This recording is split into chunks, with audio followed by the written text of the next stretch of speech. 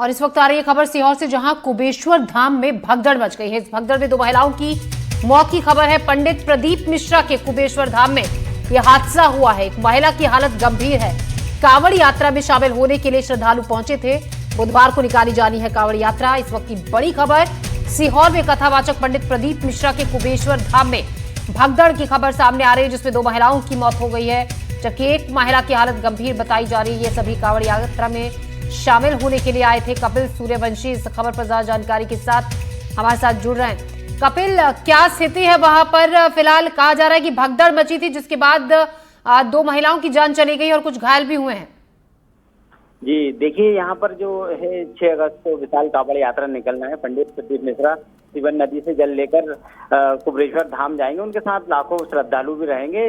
तो ये 6 तारीख के लिए ही यहाँ पे काफी पूरे देश से अलग अलग कोनों से लोग इकट्ठे हो रहे थे। यहाँ पर काफी भीड़ और बहुत ज्यादा की संख्या में लोग एकत्रित हो गए कुबेश्वर धाम में।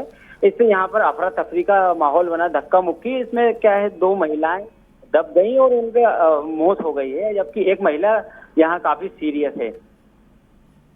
जी, इतनी भीड़ थी जब कपिल वहां पर, और ये अंदाजा था कि काफी संख्या में लोग इस कांवड़ यात्रा में पहुंचेंगे, यानी कि उस लिहाज से वहां पर इंतजामात नहीं थे किसी तरीके से भीड़ को संभालने के। जी ये देखिए, ये प्रशासन इसमें पहले से अलर्ट था काफी, लेकिन यह भीड़ अत्यधिक यहाँ पे भीड़ आ गई कांवड़ यात्रा में। और ये कांवड़ यात्रा में हर साल ही इतनी भीड़ इससे भी ज्यादा दुगनी होती जा रही है। भीड़ की संख्या बढ़ती ही जा रही है। लेकिन जो यहाँ की जो कुबेश्वर धाम की जो प्रबंधन समिति है, उस हिसाब से जो यहाँ पर इतना लोगों का ध्यान नहीं रख पा रही है। हर साल कुछ ना कुछ यहाँ पर हादसे घटित हो ही रहे हैं। शुक्रिया कपिल जानकारी के लिए। भोपाल में आरजीपीवी विश्वविद्यालय में 2 गुटों में जमकर विवाद हुआ। छात्रों के बीच जमकर लाठी डंडे चले। हॉस्टल के छात्रों के बीच विवाद हुआ था। अब पुलिस मामले की जांच पड़ताल कर रही है। तो जमकर हंगामा हुआ। आकाश, जो तस्वीरें सामने आई हैं हैरान कर देने वाली हैं। किस तरीके से दोनों गुटों के बीच लाठी डंडों से एक दूसरे पर हमला हो रहा है। क्या है पूरा मामला, वजह क्या रही विवाद की?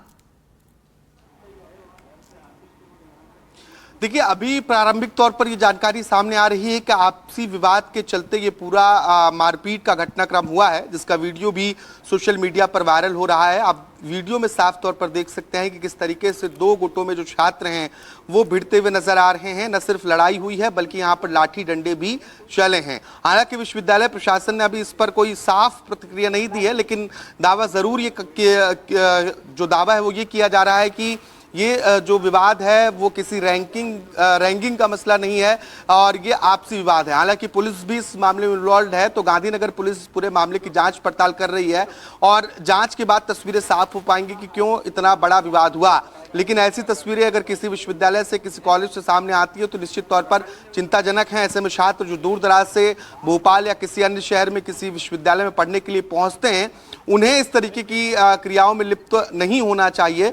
अब पुलिस के ऊपर यह है कि पुलिस किस तरीके से जांच पड़ताल करती है। इसके अलावा विश्वविद्यालय प्रबंधन किन छात्रों पर एक्शन लेती है और ये विवाद क्यों हुआ, इसकी असल वजह सामने आए। जी आकाश, शुक्रिया जानकारी के लिए आपका। फिलहाल खबरों में हम बढ़ते हैं आगे। खबर है सूरजपुर से, जहां छात्र ने फांसी लगाकर खुदकुशी कर ली। भिलाई में फार्मेसी की पढ़ाई ये छात्र कर रहा था। छुट्टी में अपने घर लूधिया आया हुआ था। आत्महत्या के कारण अज्ञात हैं। फिलहाल पुलिस जांच में जुटी हुई है। तो भिलाई से फार्मेसी की पढ़ाई कर रहा था। छुट्टियों में अपने घर छात्र आया हुआ था। घर पर फांसी लगाकर जान दे दी। वजह क्या रही ये नहीं पता चल पाया। इमाम हसन इस खबर पर ज्यादा जानकारी के साथ जुड़ रहे हैं। इमाम, क्या है पूरा मामला, कुछ वजह सामने आ पाई है? जी देखिए, ये माता बजदई चौकी के लोथुआ गांव से जुड़ा है, जहां फार्मेसी की पढ़ाई करने वाले छात्र ने फांसी लगा ली है, जिसकी उससे मौत हो गई है। बताया यह जा रहा है कि छात्र भिलाई में रहकर पढ़ाई करता था, जो कि रक्षाबंधन की वजह से छुट्टियां मनाने घर आया हुआ था। जब सुबह परिजनों ने छात्र के रूम में फांसी पर झूलता उसका शव देखा, तो इस बात की सूचना पुलिस को दी। पुलिस मौके पर पहुंचकर जांच भी कर रही है। फिलहाल यह पूरा मामला प्राथमिक तौर पर आत्महत्या का लग रहा है, लेकिन आत्महत्या का कारण क्या है अब तक मालूम नहीं चल पाया है, जो कि जांच के बाद ही पता चल पाएगा। लेकिन परिवार और गांव में इस मामले में सदमे का माहौल है। जी इमाम, शुक्रिया जानकारी के लिए आपका। तो अभी तक वजह नहीं पता चल पाई है। फिलहाल पुलिस पूरे मामले की जांच पड़ताल में जुटी है। घर वालों से पूछताछ की जा रही है। साथ ही जहां पर छात्र पढ़ाई कर रहा था फार्मेसी की भिलाई में रहकर, वहां पर भी लोगों से पूछताछ की जा रही है, छात्रों से और टीचर से। फिलहाल खबरों में हम बढ़ते हैं आगे। खबर है धार से, जहां व्यापारी के साथ हुई लूट के बाद पुलिस एक्शन में आई है।